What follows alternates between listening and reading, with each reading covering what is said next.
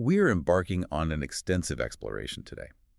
We're examining the life and work of a figure who really stands alone in how he transformed our understanding of our own place in the natural world. Charles Darwin. Charles Darwin. We're tracing the journey of the English naturalist, geologist, biologist born in 1809, and we're trying to understand how his very unique path led to what was arguably the most profound scientific revolution of the 19th century. It's a remarkable story, and we're going to look at the entire arc of his existence. We've synthesized biographical accounts, his own writings, scientific papers, to really map out his, let's say, his unexpected educational trajectory. Right. And then that pivotal 5-year voyage that became his living laboratory. The voyage on the Beagle. Exactly. And after that, the decades of meticulous, almost secret research, and then the immense social and intellectual upheaval that followed his publications. And I think that's where the central tension lies, isn't it? It's almost unbelievable. It is. Here's a man who was initially preparing for a quintessential, respectable Victorian career.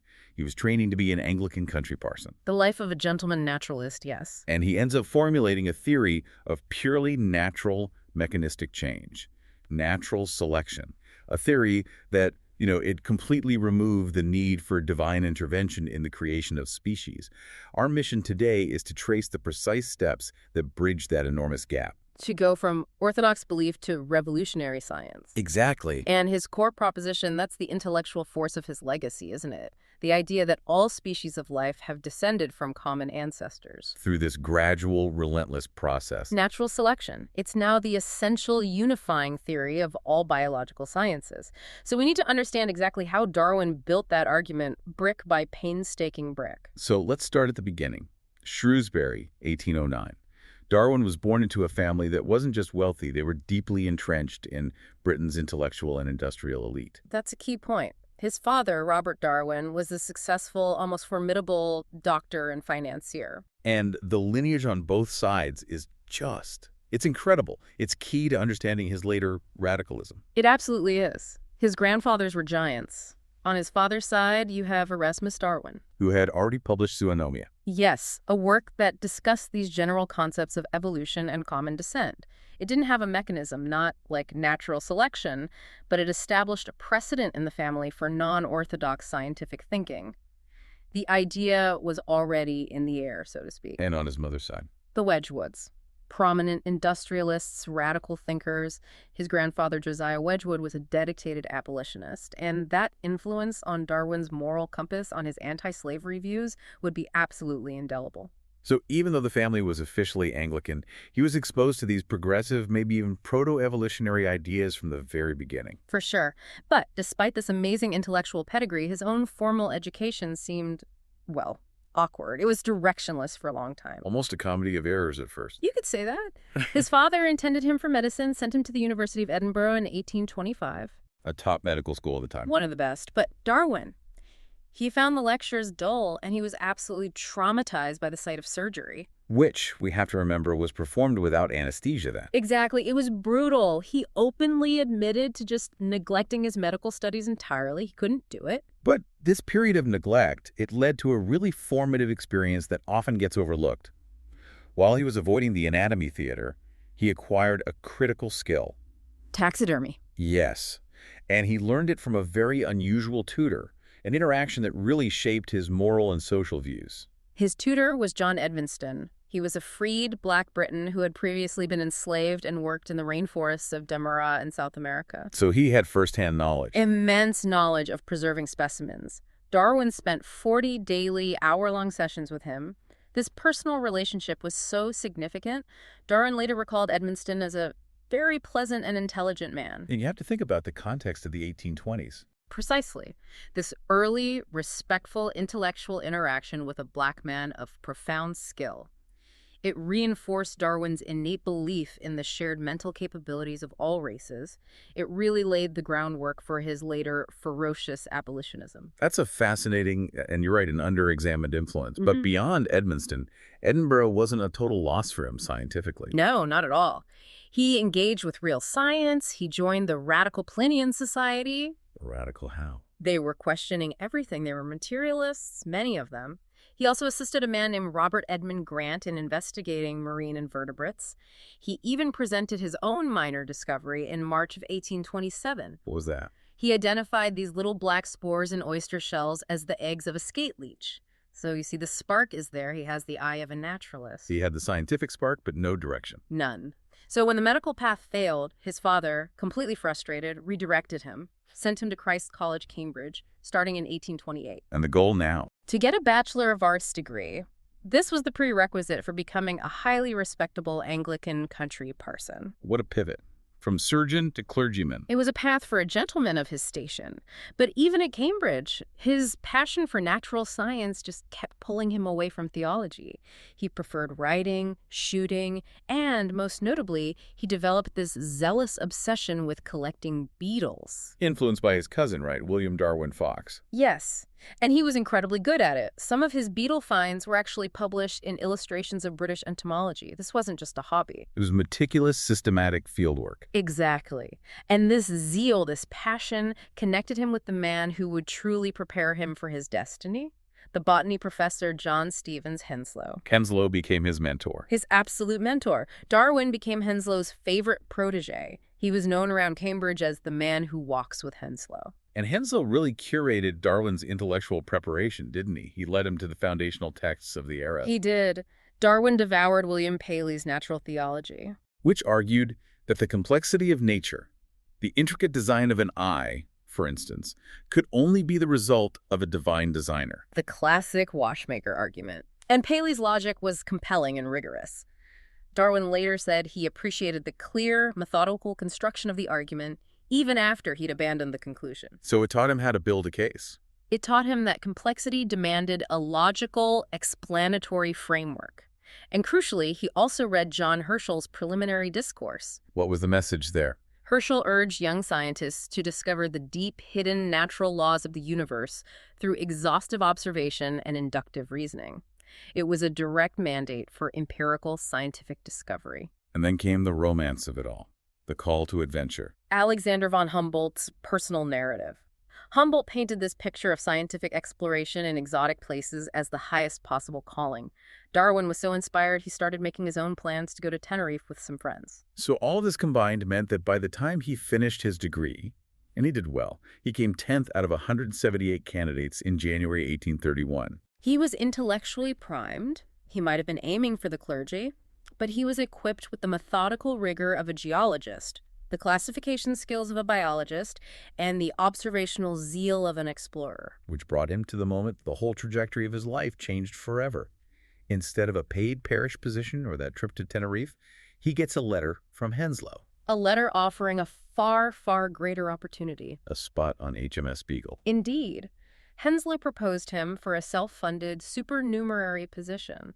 The ship's mission was to chart the coastline of South America, and the captain, Robert Fitzroy. A very aristocratic, devoutly religious man. He needed an educated gentleman companion. He specifically wanted someone who was not a mere collector to share the long, lonely voyage with. But this created immediate conflict at home. Oh, yes. His father, Robert Darwin, instantly objected. He thought it was an idle pursuit, a complete waste of time, and likely dangerous for a young man who had already, in his eyes, failed at 2 career paths. So what changed his mind? It took the intervention of Charles's influential uncle, Josiah Wedgwood II.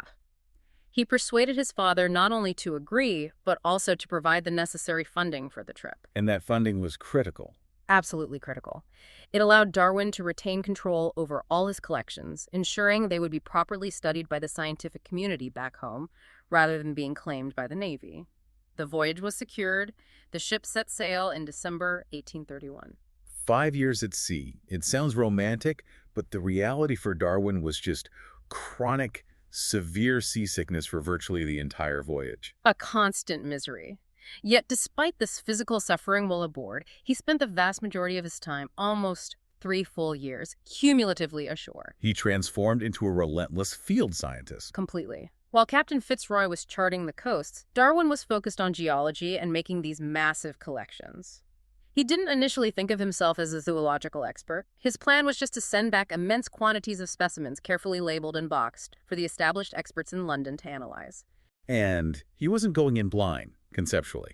Fitzroy had given him a book, just before they left. The first volume of Charles Lyell's Principles of Geology, this was the key intellectual map for the entire voyage. And what was Lyell's big idea? Uniformitarianism. This was a radical concept at the time. The idea that the same geological processes shaping the Earth today, erosion, volcanism, uplift, have operated consistently and gradually over vast, vast stretches of time. Not in big, sudden catastrophes. Exactly. He was arguing against catastrophism, the prevailing view that Earth's history was shaped by sudden, massive global floods or other events. And Darwin found immediate, powerful confirmation of Lyell's idea. Right away, on the very first stop in the Cape Verde Islands at St. Jago, he found a layer of seashells high up in the volcanic rock cliffs. So the land itself had risen. Slowly, gradually, over immense time, just as Lyell had proposed. This observation was fundamentally important because it broke him decisively from catastrophism. It gave Darwin the intellectual gift of deep time. Without which, evolution is impossible. It simply could not occur slowly enough to produce the diversity of life he was about to see. He needed an incredibly old Earth for his later theory to work. Geology gave him that. And the geology quickly led to some shocking paleontology.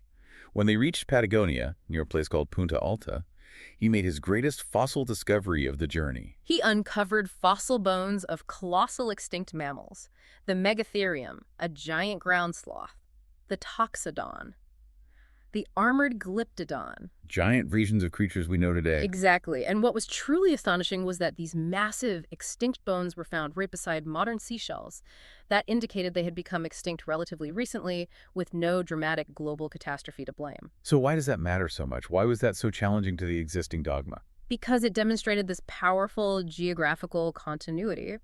When these finds were later analyzed back in London by the great anatomist Richard Owen, he confirmed that these giant fossils were structurally related to the small living armadillos and sloths found only in South America today. So the implication is? It was staggering.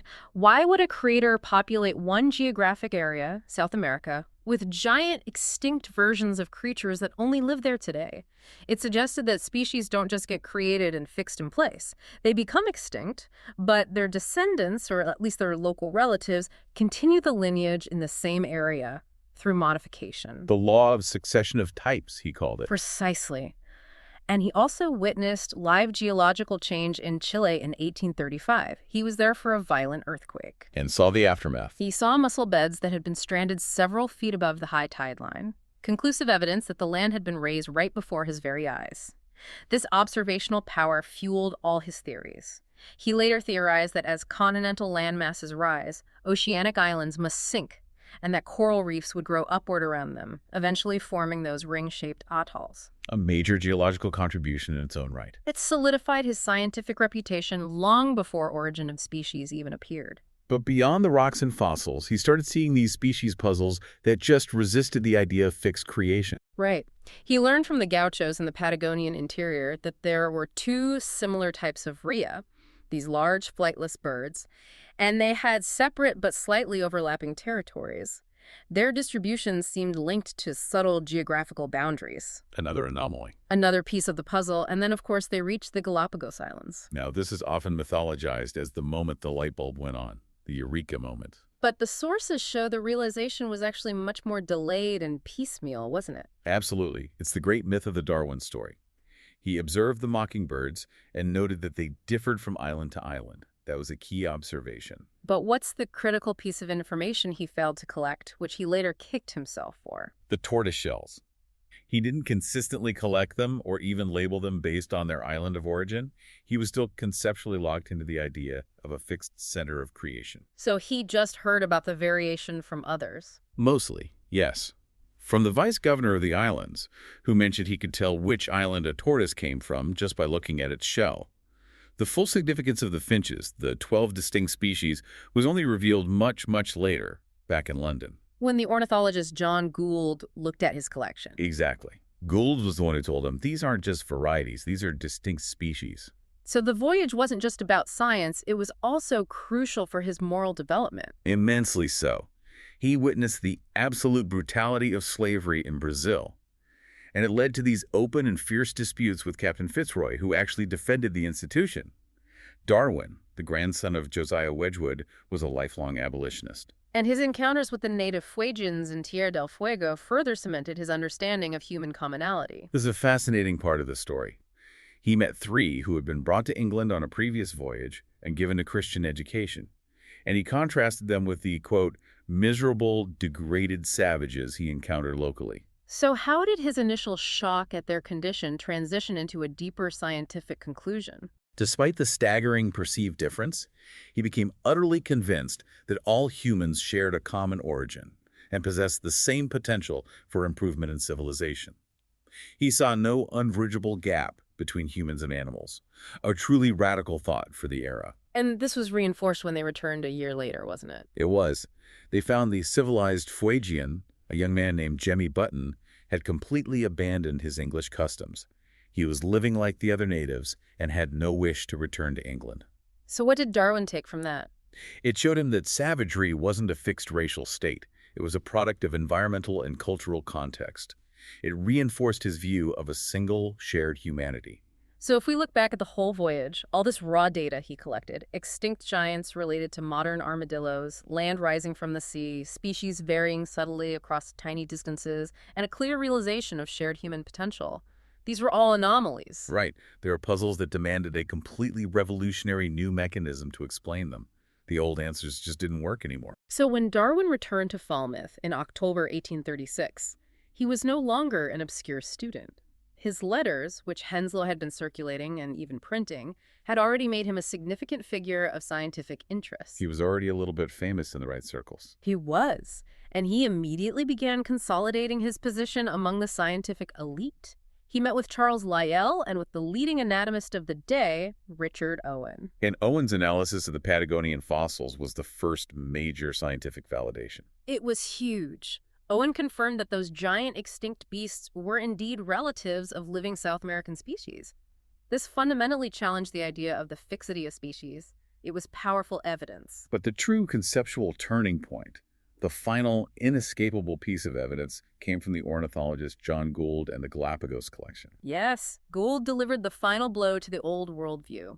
He informed Darwin that the birds he'd collected weren't mere varieties of finches or blackbirds.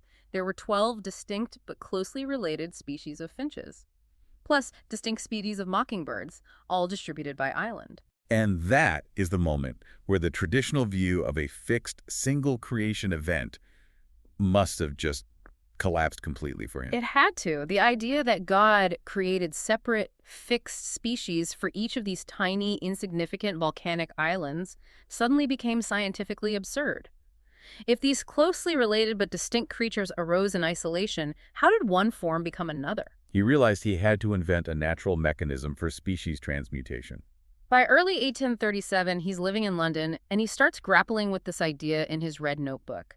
He tentatively writes that one species does change into another. A very dangerous thought to put on paper. Extremely, and this intensified very quickly. By May-July of 1837, he started his seminal B notebook on the transmutation of species. And this is where he drew the famous sketch. The famous sketch. Yeah. The first graphic representation of the idea, a single branching structure, a genealogical tree of life. And crucially, above that sketch, he wrote 2 words. I think. Showing the tentativeness, the enormity of the step he was taking. Exactly. And this visualization, this tree, was a massive philosophical break. It rejected the older progressionist concept, the idea of a ladder of life, often associated with Lamarck, that suggested life moved up a simple ladder toward higher, more complex forms. Darwin's tree implied common ancestry and horizontal diversity, not hierarchy. That's right. It meant all life was simply adapted to its local circumstances. He concluded, it is absurd to talk of one animal being higher than another. He had overthrown the philosophical basis for biological hierarchy. And to build this framework, he started systematically seeking out empirical data on how variation actually arose. Right. And he went to unconventional sources. He interviewed practical experts, farmers, breeders, pigeon fanciers, people who specialized in artificial selection. He wanted to see change in action. He was systematically building 2 sides of the coin. Variation, which is the raw material, and the filter, which is the selective force. And the selective force, the mechanism itself, finally arrived in October of 1838. This is the famed Malthusian spark. He was reading, for amusement he said, Thomas Malthus's Informant, an essay on the principle of population. And Malthus provided the mathematical inevitability for his theory. Malthus asserted that human populations, if unchecked, double every 25 years, inevitably outstripping the food supply. This leads to mass competition, famine, war, a struggle for existence. And Darwin was already intimately aware of that struggle in the wild from his voyage. Absolutely. When he applied Malthus's model that far more creatures are born than can possibly survive, it mathematically transformed that struggle into a constant, relentless, selective mechanism. So the struggle for life wasn't just some grim fact. It was the engine that drove evolutionary change. Precisely. He realized that this inherent population-driven competition ensured that any being with a profitable slight variation, a slightly better camouflage, slightly better resistance to a disease, would have a statistically better chance of surviving and reproducing. And these favorable traits would therefore be preserved. And unfavorable ones would be destroyed. The result of this, he wrote, would be the formation of new species. He called this Malthusian sorting process natural selection. And he compared this powerful, naturally operating mechanism directly to the way farmers artificially select the best livestock. He did. He noted that this comparison was a beautiful part of my theory.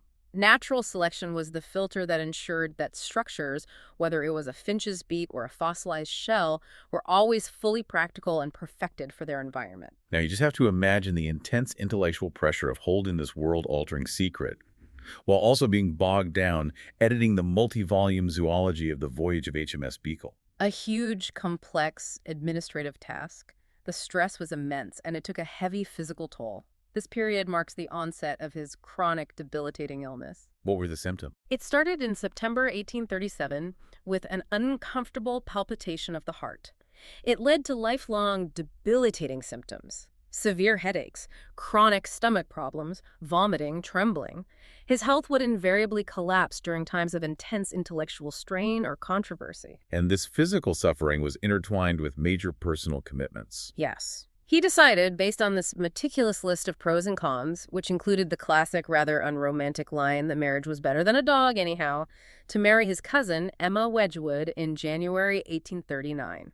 But Emma was a devout Unitarian, and his revolutionary materialistic theory was a deep emotional threat to her faith. It created this profound, lifelong emotional tension. Emma wrote him these loving letters expressing genuine concern that his honest doubts about Orthodox religion, that his scientific speculations might actually separate them in the afterlife. She feared for his soul. She truly did, and the anxiety of their differing views contributed to his immense personal stress, especially given his fragile health.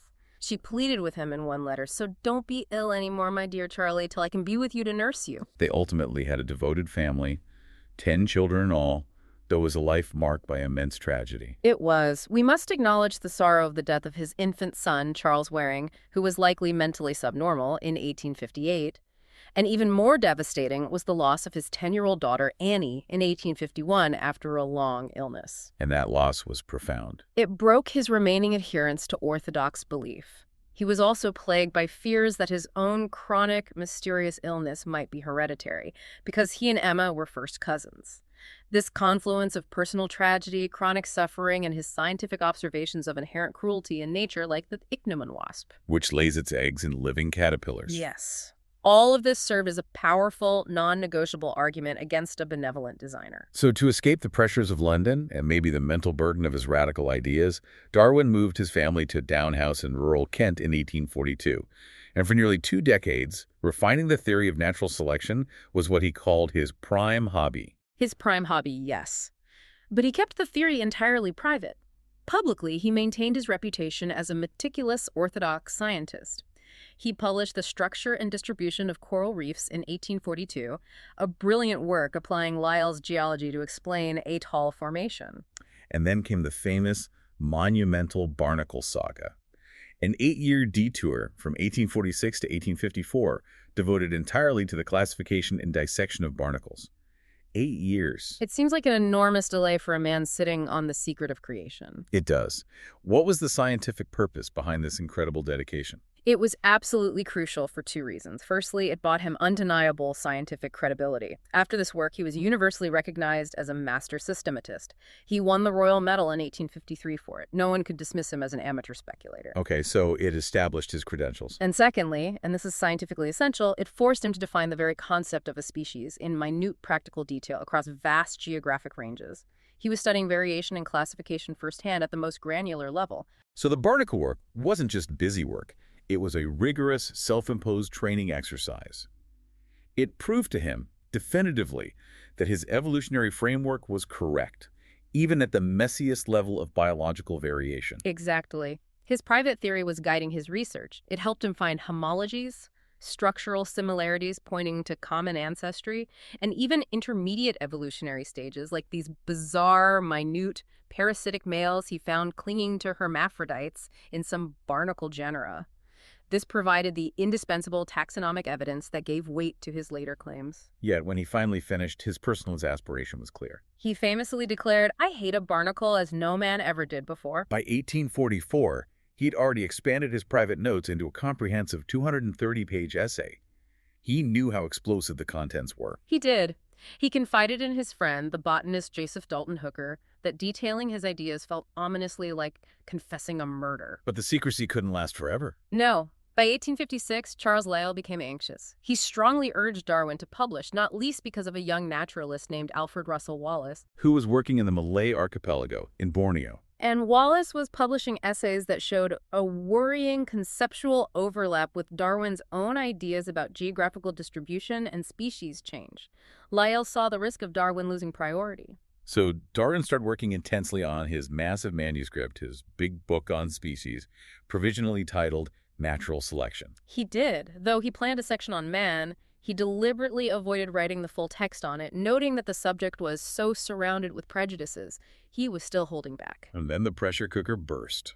June 18th, 1858. Darwin received a package from Wallace. Inside was a paper, the Ternat essay, which described the mechanism of natural selection almost perfectly. Darwin was devastated. He felt forestalled. And compounding this professional crisis was a deep personal one. Yes. His infant son, Charles Waring, was dying of scarlet fever. He was distraught and couldn't attend to the matter personally. He delegated the entire complex ethical dilemma to his trusted friends, Lyell and Hooker. What did they decide to do? Their solution was a compromise. It was aimed at preserving Darwin's decades of precedence while still respecting Wallace's independent discovery. They decided on an immediate joint presentation of both Darwin's earlier unpublished sketch from 1844 and Wallace's new paper. To the Linnean Society of London on July 1st, 1858. Yes. Darwin, still reeling from the loss of his son, did not attend.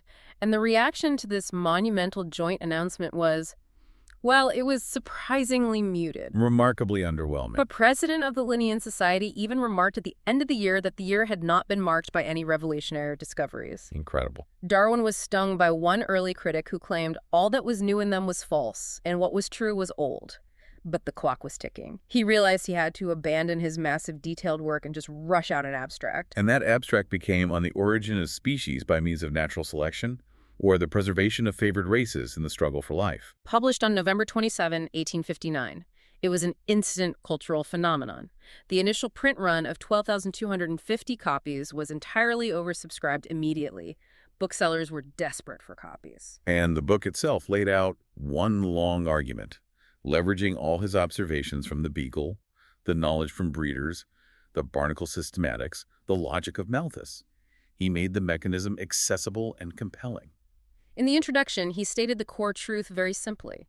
Because more individuals of each species are born than can possibly survive, any being with a profitable slight variation will have a better chance of surviving and thus be naturally selected.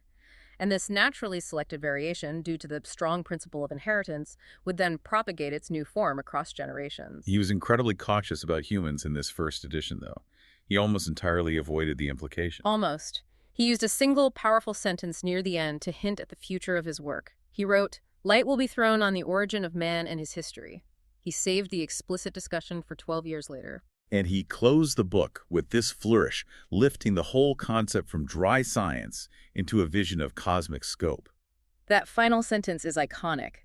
He spoke of the grandeur in this view of life, with its several powers having been originally breathed into a few forms or into one, and concluded that whilst the planet cycles on according to the fixed law of gravity, from so simple a beginning, endless forms most beautiful and most wonderful have been and are being evolved. That one word, evolved, in the very final paragraph. It signaled the profound conceptual shift he was demanding of the entire world. So the origin of species explodes onto the global stage, and while Darwin remained mostly sequestered at Down House because of his chronic poor health, the battle over his ideas was fought publicly and viciously.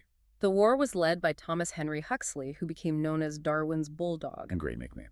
Huxley was relentless. He campaigned fiercely against the prevailing influence of the clergy in scientific matters. He saw evolution not just as a theory, but as a crucial tool to professionalize science, to elevate it above theological authority. And the cultural flashpoint for this was the 1860 Oxford debate. Yes. Bishop Samuel Wilberforce, known as Soapy Sam for his rhetorical skill, argued against the theory and specifically against the idea of human descent from apes. And this is where Huxley delivered his famous, legendary retort. He did. He stated that he would prefer to be descended from an ape than from a man who misused his intellectual gifts in the service of theological prejudice. It became this symbolic moment, a perceived triumph of scientific materialism over orthodox religion in the popular imagination.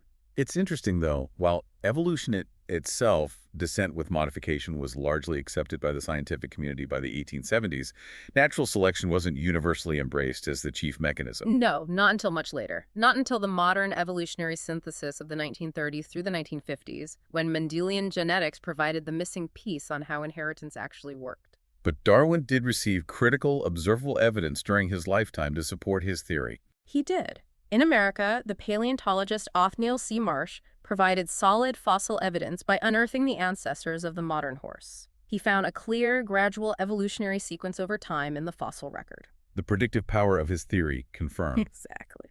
So let's talk about the profound shift in Darwin's personal faith. He moved from his Anglican intent through Unitarianism and eventually settled on agnosticism by 1879. How did his personal struggles feed this intellectual change? His faith was, I think, irrevocably broken by the death of his beloved daughter Annie in 1851. That loss, combined with his scientific understanding of the sheer inefficiency and suffering built into the natural world, just made the concept of a benevolent, omnipotent designer impossible for him to maintain. He struggled intensely with the problem of evil. His most famous intellectual obstacle was the ichneumon wasp. He found this observation impossible to reconcile with a benevolent God. He noted that the wasp paralyzes caterpillars as live food for its own eggs.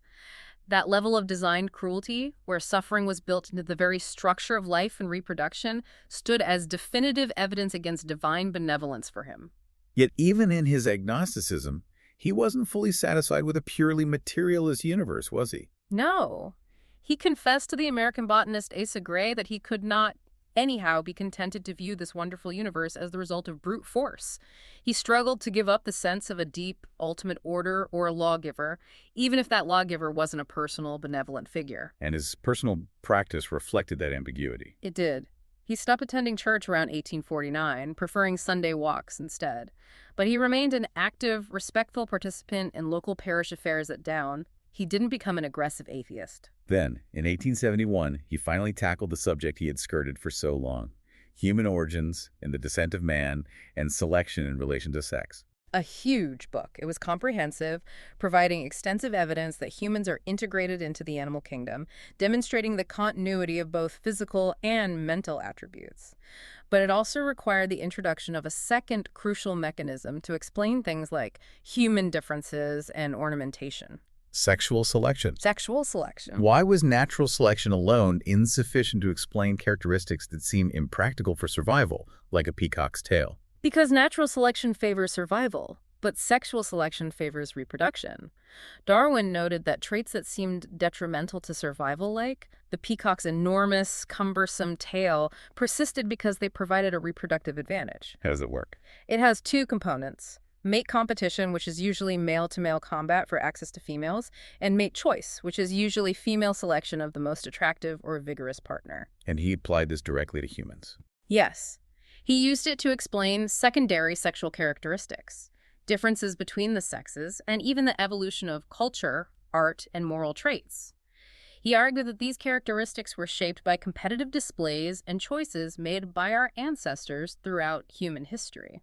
Following that, in 1872, he published The Expression of the Emotions in Man and Animals, which was really a foundational text in psychology. It was revolutionary. It explored the evolution of human emotions, blushing, smiling, anger, and demonstrated their continuity with animal behavior. He argued that expressions were often residual habits that had once served a practical function.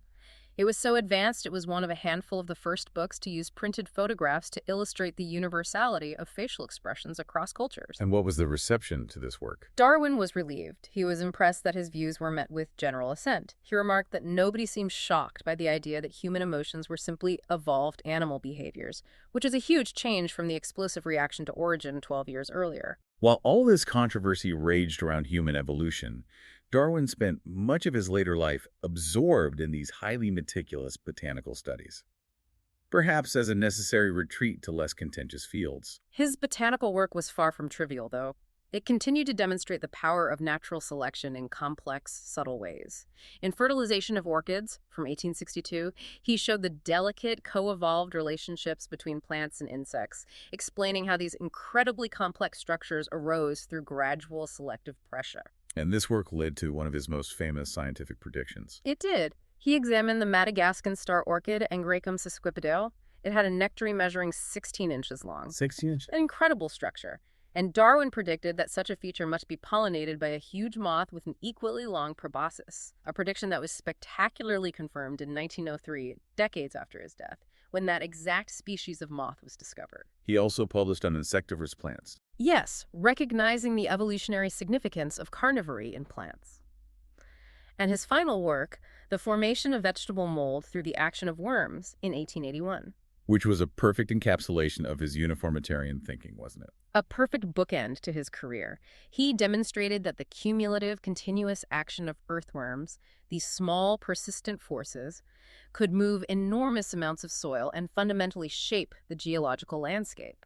Small steps leading to massive, long-term change.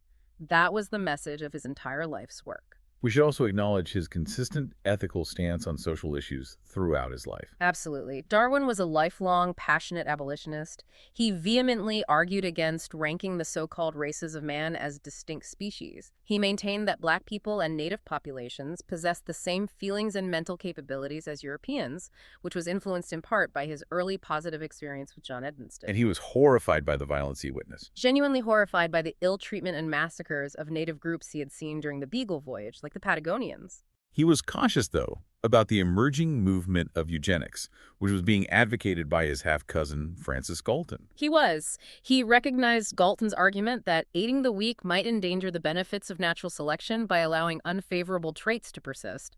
But, and this is the crucial distinction, Darwin warned against coercive eugenics. Why? Because he argued that withholding aid would severely endanger the instinct of sympathy, which he considered the noblest part of our nature.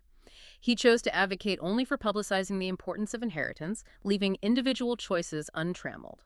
His morality triumphed over a strict, unfeeling application of his own theory. Darwin suffered from his chronic condition for decades. By 1882, physicians finally offered a diagnosis. Angina pectoris, which was understood at the time as coronary thrombosis and heart disease. He died at Down House on April 19, 1882, surrounded by his family. His last words were an expression of profound appreciation for his wife, Emma, and his children. He told them, "I am not the least afraid of death. Remember what a good wife you have been to me.